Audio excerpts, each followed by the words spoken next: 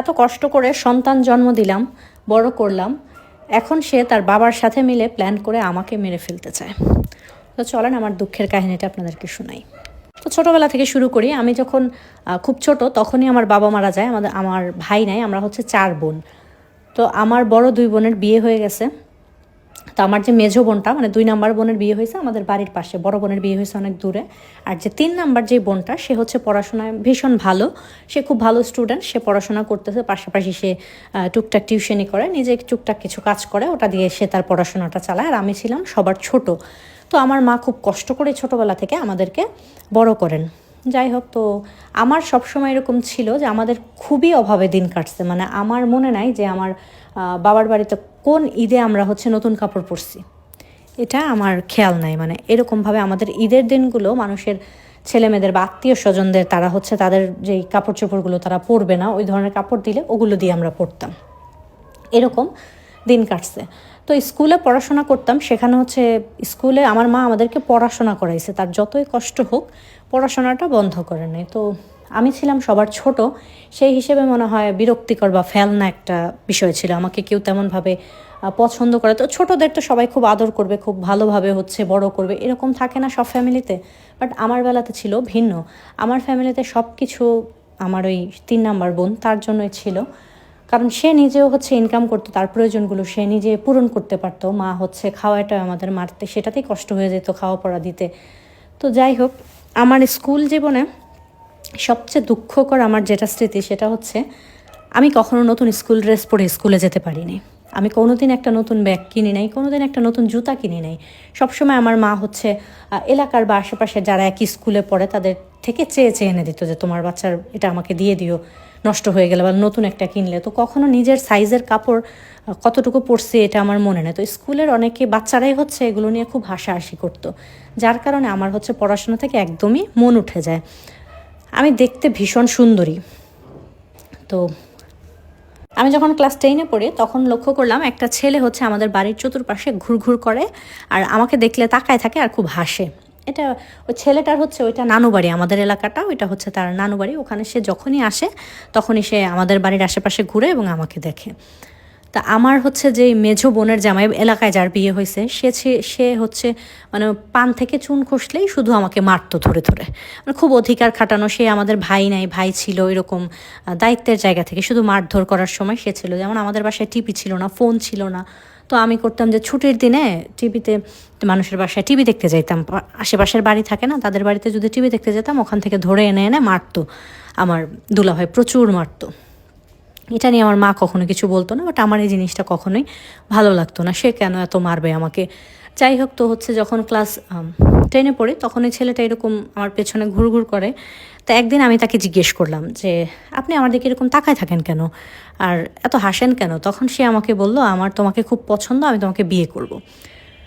তো আমার ফ্যামিলির যে ব্যাপারটা ছিল, আমি তো ফ্যামিলির প্রতি এমনিতে খুব বিরক্ত ছিলাম। এই জায়গাটা ছাড়তে পারলেই মনে হয় আমার জীবন বাঁচে, এরকম একটা ব্যাপার ছিল। যাই হোক, তো আমি হচ্ছে তাকে বললাম যে আমার বড় তো আমার বোন আছে আর সামনে আমার এসএসসি পরীক্ষা, আমাকে হচ্ছে এখন বিয়ে দিবে না আমার বাসা থেকে, এরকম বললাম। তো সে আমাকে বলল কি বাসা থেকে বিয়ে না দিলে আমি বিয়ে মানে সে বিয়ের প্রস্তাব পাঠাবে। সে তার বোনকে, তার বাবাকে আমাকে দেখাইছে, সবাই আমাকে পছন্দ করছে। তো তার বাবা হচ্ছে আমাদের বাসায় বিয়ের প্রস্তাব নিয়েও আসছে। তখন আমার মা বলে যে ও হচ্ছে আমার এখন পর্যন্ত বড় মেয়েকে বিয়ে দেই নাই, ওকে কিভাবে বিয়ে দিব, এটা মা বলে না করে দেয়। তো আমার যে বড় আপুটা, মানে আমার যে বড় বোন, ও হচ্ছে পড়াশোনা করবে, পড়াশোনায় খুব ভালো এবং পড়াশোনা করেও খুব বড় চাকরি করবে, এরকম ওর স্বপ্ন, যার কারণে ও বিয়ের শাদী নিয়ে কোনো চিন্তা ভাবনা নেই। আর আমার তো পড়াশোনা করতে ভালোই লাগে না। তো যাই হোক, এই কথাবার্তা এরকম চলতে চলতে তো একদিন হচ্ছে, তো আমি তার সাথে আর কোনো রিলেশনে গেলাম না। সে জানে যে আমার ফ্যামিলি থেকে আমাকে বিয়ে দিবে না, বাট তার বাবাকে যে পাঠাইছে আমাদের বাড়িতে আমার বিয়ের প্রস্তাবের জন্য, সেটা আবার আমি জানি না। তো যাই হোক, এভাবে আমি যেহেতু এসএসসি পরীক্ষার্থী ছিলাম, আমি পরীক্ষাটা দিলাম। পরীক্ষা দেওয়ার পরে আমার রেজাল্ট খারাপ হইলো। রেজাল্ট খারাপ হওয়ার পরে আমার যে বোনের হাজব্যান্ড, উনি হচ্ছে আমাকে প্রচুর মারলো। তো এই জিনিসটা আমি খুব কষ্ট পাই এটাতে, যে তারপর আমি হচ্ছে বসে বসে বাড়িতে শুধু কান্না করতাম আর মনে মনে মানে ডিসিশন নিয়ে আমি আর জীবনে কোনোদিন পড়াশোনা করব না। তো এরকম করতে করতে, যেহেতু ওর ওইটা নানু বাড়ি ছিল, প্রতিদিন আসতো না, যখন নানু বাড়িতে আসতো তখন হচ্ছে ওর সাথে আমার দেখা হতো। তো এরকম পরীক্ষার রেজাল্টের কিছুদিন পরে আবার ও আসার পরে ও আমার সাথে দেখা করে। তো জানতে পারে যে আমার রেজাল্ট খারাপ হয়েছে বা কোনো কিছু, ও আবার আমাকে বিয়ের কথা বলে। তখন আমি বলি আমার বড় বোনকে রেখে মা তো কখনো আমাকে বিয়ে দিবে না। তখন সে আমাকে বলে যে তুমি, আমার বাবা আসছিল এগুলো বলে দিছে, তো তুমি হচ্ছে চলো আমার সাথে, চলো আমরা একাই বিয়ে করব।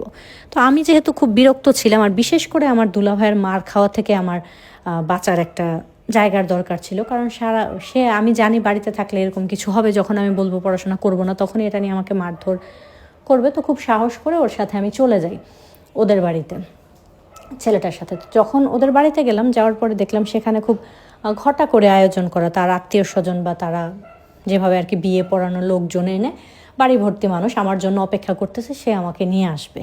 তারপরে সে আমাকে নিয়ে গেল ওইখানে, আমার শ্বশুর কাজে আনলেন, আমাদের বিয়ে পড়াই দিলেন, খুব সুন্দর মতো আমাদের বিয়ে শাদী হয়ে গেল। এদিকে তো খুব খোঁজ করতেছে আমার মা, সারাদিন ভর্তি খোঁজ করে আমাকে না পেয়ে যখন বিয়েটা হয়ে যায়, তখন হচ্ছে আমার যেই নানি শাশুড়ি, মানে আমার হাজব্যান্ডের যে নানি বাড়ি ছিল, ওটা তো যেহেতু আমাদের বাড়ির পাশেই, উনি হচ্ছে জানায় আমাদের বাসায় গিয়ে যে ওর বিয়ে হয়ে গেছে আমার নাতির সাথে। এরকম জানানোর পরে আমার যে দুলাভাই ছিল সে আসে আমার শ্বশুর বাড়িতে আমাকে নেয়ার জন্য। এখন বিয়ে হয়ে গেছে, এবারের প্রত্যেকটা মানুষ আমাকে এত চাইতেছে, আর আমি জানি এখন যদি আমাকে নিয়ে যায় ইচ্ছা মতো আবার মারবে।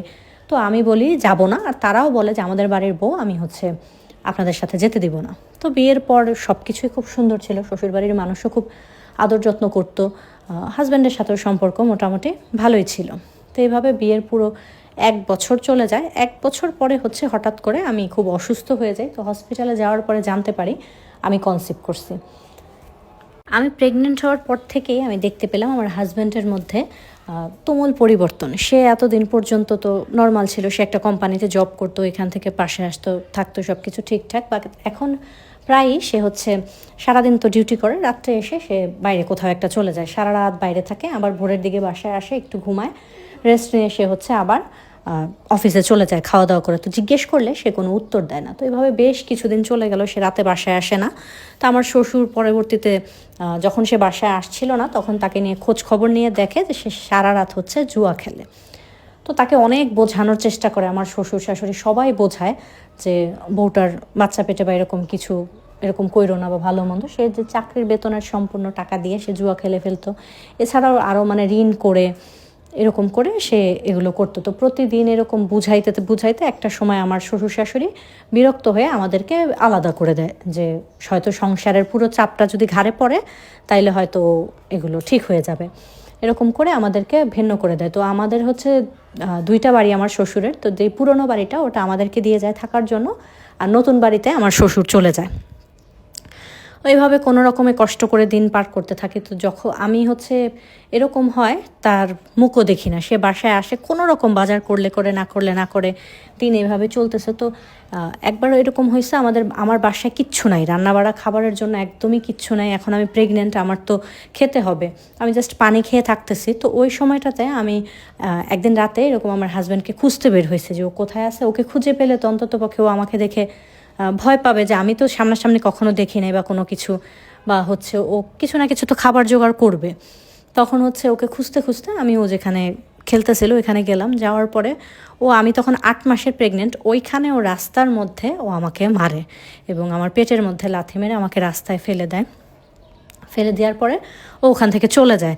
তো আমি রাস্তার মধ্যে পড়ে পড়ে কান্না করতেছিলাম। একজন রিক্সাওয়ালা মামা সে হচ্ছে আমাকে ধরে উঠায় তারপরে বাসায় চলে যেতে বলে। এইভাবে 1 সপ্তাহ হয়ে যায়, পুরো 1 সপ্তাহ আমি না খেয়ে থাকি, না খেয়ে শুধু পানি খেয়ে 1 সপ্তাহ থাকি বাসায়। থাকার পরে একদিন হচ্ছে রাস্তায়, এর মাঝে আমার শ্বশুর শাশুড়ি কেউ কোনো খোঁজ খবর নেয় না, বাপের বাড়িতে যেতে পারি না, নিজে নিজে বিয়ে করছি, আর বোন জামাই বলে গেছে আর কোনো দিন যাতে ওই বাড়িতে না যাই। তারপরে যেটা হলো যে আমার শ্বশুরের সাথে একদিন রাস্তায় দেখা হয়েছে, তো সে আমাকে 50 টাকা দিছে যে কিছু খাইও। আমি এটা অনেক বছর আগের গল্পটা। তো ওই 50 টাকা দিয়ে হচ্ছে 1 কেজি চাল কিনে তারপরে বাসায় এসে ওই ভাত রান্না করে শুধু লবণ দিয়ে ওইটা আমি খাইছি। এত কষ্ট আমাকে করতে হয়েছে। এভাবে খেয়ে না খেয়ে দিনগুলো পার হচ্ছিল। আমার একটা কথা ছিল যে আমি যত কষ্ট করি, খেয়ে থাকি না খেয়ে থাকি, আমি কোনো দিন আমার শ্বশুরবাড়ির মানুষের কাছেও যাব না, আমার বাপের বাড়ির মানুষের কাছেও যাব না। কোনো রকমে 2-3 দিন পর একদিন একটু খেয়ে বেঁচে থাকতেছিলাম। তো একদিন হঠাৎ করে আমার পেটে প্রচুর ব্যথা শুরু হয়। এখন ডেলিভারি পেইন যে এটা সেটা তো আমি বুঝতেছিলাম না। তো আমি প্রচুর চিৎকার করে কান্না করতে থাকি। তো পাশের বাড়ির এক যে আন্টি, আমাদের পাশের বাড়ির, উনি আসার পরে আমার ঘরে বসে নর্মাল ডেলিভারিতে আমার একটা ছেলে সন্তান হয়। তো এই খবরটা যখন আমার হাজব্যান্ড তখনও জুয়া খেলতেছিল, ওনার কাছে যখন এই খবরটা যায় তখন সে খুব খুশি হয় এবং মিষ্টি টিষ্টি নিয়ে পুরা সবাইকে মিষ্টি খাওয়ায় যে তার ছেলে হয়েছে। তখন হয়তো আমি ভাবছিলাম যে না, সব কিছু হয়তো ঠিকঠাক হয়ে যাবে। তো তখন আমার শ্বশুরবাড়ির যে শ্বশুর শাশুড়ি তারা আসার পরে তারা আমাকে 3,000 টাকা দিয়ে যায় বাচ্চাকে দেখে।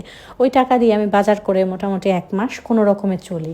তো কোনো রকমে চললে তো আর আমি খেতে পারলে না আমার বাচ্চা বুকের দুধ খাবে। বাচ্চা সারাদিন কান্না করে, বুকের দুধ খেতে পায় না। তো পানি খেয়ে খেয়ে বাচ্চাকে দুধ খাওয়াইতাম। এরকম করতে করতে তাকে অনেক না করতাম যাওয়ার জন্য খেলতে, কিন্তু সে সেটাই করতো। তো একদিন আমাদের ওই যে পাশের বাসার আন্টি, ওনার ফোনে আমার যে সেজো বোনটা, 3 নাম্বার বোনটা ফোন করে বলতেছে যে আন্টি ডাকতেছে যে তোমার বোন ফোন করছে, তোমার সাথে কথা বলতে চায়। তো যখন গেলাম, যাওয়ার পরে আমার বোন জিজ্ঞেস করতেছে কেমন আছিস। তো আমি আর নিজের শত হোক মায়ের পেটের বোন, তো ওর কণ্ঠ শুনে আমি আর নিজেকে স্থির রাখতে পারিনি। আমি প্রচুর হাউমাউ করে কান্না করলাম। তখন ও বলল যে আমরা সব কিছু জানি, আমি আসছিলাম, ওখানে গিয়ে তোর খোঁজ খবর নিয়ে আসছি, এরকম এরকম। তো আমি আর মাকে আমি অনেক বুঝাইছি, এখন আমি আর মা আসবো তোদের বাড়িতে। তো আমি তো ভীষণ খুশি হইলাম যে প্রথম মা আসবো, আর নাতের মুখ দেখতে হয়তো আসবো। এরপরে আমি আমার হাজব্যান্ডকে বললাম যে মা আসবো, তুমি অন্ততপক্ষে আজকের দিনটা বাইরে যাইও না জুয়া খেলতে। তো আমার মা আসার সময় অনেক বাজার সদাই করে অনেক কিছু নিয়ে আসছে। আসার পর আমি রান্না টান্না করছি। এখন রান্না শেষ হয়েছে পরে আমার হাজব্যান্ড বলতেছে আমি একটু চুল কাটতে যাবো বাইরে, তোমরা খাওয়া দাওয়া করে নিও, আমার দেরি হবে। তো এটা বলে সে বের হয়ে চলে গেল। তো মাকে যখন খাওয়ার জন্য ডাকলাম, তখন মা বলতেছে আমার খাওয়ার আগে একটা ওষুধ আছে, ওইটা একটু খেয়ে আসি। মা যখন তার ওষুধ খাওয়ার জন্য গেল, দেখলো তার ব্যাগের চেন খোলা। তো আমাকে জিজ্ঞেস করতেছে যে কি ব্যাগ ধরছিলি? আমি বললাম না। তখন ব্যাগের মধ্যে মার যথেষ্ট পরিমাণ ভালো অ্যামাউন্টের একটা টাকা ছিল। ওই টাকাটা নিয়ে আমার হাজব্যান্ড চলে গেছে জুয়া খেলার জন্য। তো এরপরে মা তো কান্নাকাটি করতে করতে চলে গেল। আমার মার অভাবেই দিন কাটতো, সেও তত ওরকম টাকা পয়সাওয়ালা মানুষ না। তো আমিও খুব চিৎকার করলাম, না খেয়ে আমার মা আর বোন চলে গেল আমার বাড়ি থেকে। এরপর তো হাজব্যান্ড আসার পরে জিজ্ঞেস করলে, তো তাকে যখনই আমি কোনো কিছু বলি বা জিজ্ঞেস করি, সে আমাকে প্রচুর মারে। এভাবেই চলতে থাকলো। তো এরপরে তার যে জবটা ছিল সেটা চলে গেল। এরকমভাবে সে রাত ভর্তি করে জুয়া খেলে, দিনের বেলা কোথাও একদিন গেলে 4 দিন কাজে যায় না। তারপরে যখন তার জবটা চলে গেল, তখন সে শুরু করলো ঘরের জিনিসপত্র বিক্রি করা। এর মাঝে একদিন চায়ের দোকানে একটা লোক তাকে বলতেছে যে তোর এত সুন্দরী বউ ঘরে রেখে তারপরে তুই যাস জুয়া খেলতে, দেখবি একদিন তোর বউ অন্য কারোর সাথে চলে গেছে। এই কথা শোনার পর থেকে সে আমাকে বাইরে থেকে দরজা লক করে তারপরে যায় জুয়া খেলতে। ওইদিকে আমার ওয়াশরুম সব কিছু বাইরে, ঘরে তালা মেরে রেখে যায় আমাকে, আমার ছেলেকে প্রতিদিন রাত্রে। যাই হোক, এইভাবে কষ্ট করে কোনো রকমের দিন পার করতেছি কান্নাকাটি করে করে। বাচ্চাটা তো ছোট ছিল তখন। সে ঘরের জিনিসপত্র বিক্রি করতে করতে একদিন সে এসে আমাকে বলতেছে আমার কানের দুল জোড়া খুলে দিতে। এটা আমি আমার বাবার বাড়ি থেকে নিয়ে আসছি, কানের 2টা আমার স্বর্ণের দুল ছিল। বলতেছে এই 2টা খুলে দিতে। তো আমি তো খুলে দিব না, এখন আমি দিব না, এরকম পাড়াপাড়ি ধস্তাধস্তি মারামারি অনেক কিছু হয়েছে। এরপরে সে ঘরের ভেতরে আগুন লাগাই দিছে। ঘরের ভেতরে আগুন লাগায়া বাইরে থেকে দরজা লক করে সে চলে গেছে। আমি আর আমার ছোট বাচ্চাটা ঘরে অনেক কষ্ট করে, ঘরে যতটুকু পানি টানি ছিল অনেক চেষ্টা করে আমি ঘরের সেই আগুনটা নেভাই। তো আমি অনেক কষ্ট করে আগুন টাগুন নেভাই। বাচ্চাটা তো অনেক ভয় পায়। আমি বসে থাকি ঘরে। তারপরে সে মধ্যরাত্রে বাসায় আসার পরে তখন সে দরজা খোলার পর আমি তাকে বলি যে আমি তোমার সাথে আর থাকতে চাই না, আমি চলে যাব। তখন সে বলে যা চলে যা। তো আমি আমার ছেলেকে নিয়ে রাস্তায় বের হয়েছি। সেখান থেকে আবার সে আমাকে পেছন থেকে টানাটানি করে জোর করে নিয়ে আসে।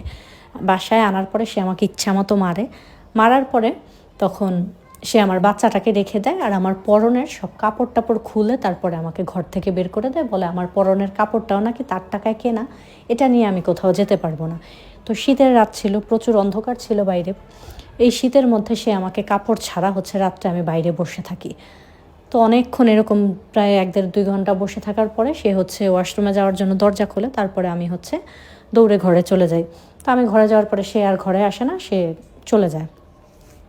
জীবনে 1000বার চেষ্টা করছি যে মরে যাব, বাট বাচ্চাটার মুখের দিকে চাইলে আর পারতাম না মরতে। এভাবেই কষ্ট করে দিন কাটতে কাটতে একদিন আমার বোন আমাকে ফোন করে। ও ফোন করে পরে ওকে আমি বলি যে আমাকে তো আমার বাচ্চাটাকে বড় করতে হবে, ওকে পড়াশোনা করাইতে হবে। এখন আমার হাজব্যান্ডের এই অবস্থা ছিল যে সে কাজ করবে না, আমাকেও সে কাজ করতে দিবে না। সে ওই যতটুকু যা এনে দিবে ওটা খেলে খাবো, না খেলে না, এভাবে আমি থাকবো। আমিও কোথাও কোনো কাজ করতে পারবো না। আমি এত সুন্দরী ছিলাম, যদি তাকে ছেড়ে চলে যাই বা কোনো কিছু, এটা ছিল তার ভয়। যাই হোক, তো আমি ওকে বললাম যে ও তো আমাকে কোথাও কাজ করতে দিবে না, তুই আমাকে একটু দেশের বাহিরে কোথাও পাঠাইতে পারিস কিনা সেই ব্যবস্থা করে দে। আমার বোনকে বললাম। তো ও ততদিনে পড়াশোনা করছে ভালো, ও অনেকগুলো স্টুডেন্ট পড়াইতো, আরও অনেক, যেহেতু ও নিজে ইনকাম করতো, ওরও কিছু জমানো টাকা ছিল। ও বললো আমার তো এত টাকা জমানো নাই বিদেশ পাঠানোর মতো, আমি দেখি। এরপরে বোনের সাথে বলার পরে আমার বোন যথেষ্ট পরিমাণ চেষ্টা করে নিজে কিছু টাকা জমানো টাকাগুলো, আর যেই বাসা থেকেও টিউশন করাইতো তাদের থেকে বলে বলে অ্যাডভান্স চেয়ে নেয় বেতনগুলো, যে আপনারা আমাকে কিছুদিনের কয়েক মাসের করে বেতনগুলো নিয়ে নেয়, যে দেন আমি পড়ায়া সব শোধ করে দিব। এরকম করে আমার বোন আমাকে যথেষ্ট পরিমাণ হেল্প করে। এরপরে আমি দেশের বাইরে চলে আসি। আমার বাবার বাড়ির পাশের এক ভাই ছিল, ওনার মাধ্যমে আমি বিদেশে যাই। তো আমার হাজব্যান্ড যখন শুনতে পারে যে আমি দেশের বাইরে চলে যাব, সে তো এখন আমাকে দেশের বাইরে যেতে দিবে না, তখন তাকে আমি বলি যে আমি গিয়ে অনেক স্যালারি পাবো, প্রতি মাসে তার কাছে টাকা পাঠাবো, এরকম বলি। সে সব টাকা তোমার অ্যাকাউন্টে পাঠাবো, এরকম তাকে বলে বোঝানোর পরে সে এক পর্যায়ে রাজি হয় যে ঠিক আছে, আমি তাহলে টাকা পাঠাবো। সে বসে বসে জুয়া খেলবে, ব্যাপারটা কত ভালো না। তখন সে রাজি হয়ে যায় এবং আমি দেশের বাইরে চলে আসি। তো কোম্পানিতে এখানে আমার 12 ঘন্টা ডিউটি, তারপরে আবার ওভারটাইম করতাম। এরপরে যেদিন ছুটির দিন থাকতো ওই দিনে বাচ্চাদের ডে কেয়ারে গিয়ে কাজ করতাম, পার্ট টাইম কাজ করে। সেখানেও আবার টাকা পয়সা, ভালোই টাকা পয়সা প্রথম যাওয়ার পর আমার ছেলেটা আমার মার কাছে আর বোনের কাছে রেখে যায়। প্রথম কয়েক মাস আমি খুব টাকা আমার হাজব্যান্ডের কাছেই পুরো টাকাটা দিতাম, বাবা মাকে টুকটাক কিছু দিতাম। তো সে যেটা করতো, সে তার বন্ধুবান্ধব এখন বাইরে না এনে সে ঘরে এসে বসে বসে এখন আমার টাকা দিয়ে বসে বসে তার বন্ধুবান্ধব নিয়ে সারা রাত ঘরে জুয়া খেলে। এটা যখন আমি খবর পাইলাম, তখন আমি তাকে টাকা দেওয়া বন্ধ করে দিলাম। তারপরে বেশ কিছুদিন এভাবে গেল। আমি প্রতি বছরই বাংলাদেশে আসতাম। এরপরে হঠাৎ একদিন আমি শুনতে পারলাম আমার হাজব্যান্ড এখন আর জুয়া খেলে না, সে ভালো হয়ে গেছে। সেও আমাকে বলল আমি ভালো হয়ে যাব, তুমি টাকা পয়সা দিয়ে ছেলের ভবিষ্যৎ করো, আর আমাকে তোমার কোনো টাকা পয়সা দিতে হবে না। যাই হোক, তো যেহেতু হাজব্যান্ড এখন ভালো হয়ে গেছে, আর আমাদের বাংলাদেশের মেয়েদের কাছে তো হাজব্যান্ডই সব কিছু, ঠিক আছে সে খারাপ ছিল বাট এখন তো সে ভালো হয়ে গেছে। এই চিন্তা ভাবনা করে আমি ভাবলাম আমি টাকা পয়সা মোটা অঙ্কের একটা টাকা পয়সা জমায় আমি দেশে চলে আসবো, আর বেশি দিন বিদেশ করব না। এরপরে তো টাকা পয়সা জমাইতে থাকলাম, ছেলেটা বড় হইতে থাকলো। এভাবে পুরো 10 বছর আমি বিদেশ করলাম। ততদিন আমার হাজব্যান্ড সবাই আমাকে বলতো, বা আমি যতটুকু গিয়ে দেখতাম যে সে না ভালো হয়েছে, আগের চেয়ে ভালো হয়ে গেছে। তো আমি বেশ কিছু টাকা পয়সা জমানোর পরে আমি চিন্তা করলাম যে আমার হাজব্যান্ডের বাড়িটা ছিল একদম রাস্তার পাশে শহরে, আর আমার বাবার বাড়িটা আবার একদম ভেতরে গ্রামে ছিল। তো আমি আমার হাজব্যান্ডের বাড়িতে একটা 2 তলা বাড়ি করলাম, যে অন্তত পক্ষে ভাড়া দিয়ে বসে খাওয়া যাবে, ছেলেটার একটা ভবিষ্যৎ হবে। এই চিন্তা ভাবনা করে 2 তলা বাড়ি করে দিলাম। আর বাবার বাড়ির ওখানে করি নাই, যেহেতু ভাড়া দেওয়া যাবে না, ওই চিন্তা করে টাকা পয়সা মোটামুটি আমার বোনের কাছে কিছু জমাইলাম, ব্যাংকে কিছু ছিল। সব কিছু মিলেমিশে এভাবে আমার ছেলেটাও বড় হয়ে গেল। ছেলের বয়স তখন প্রায় 19 বছর।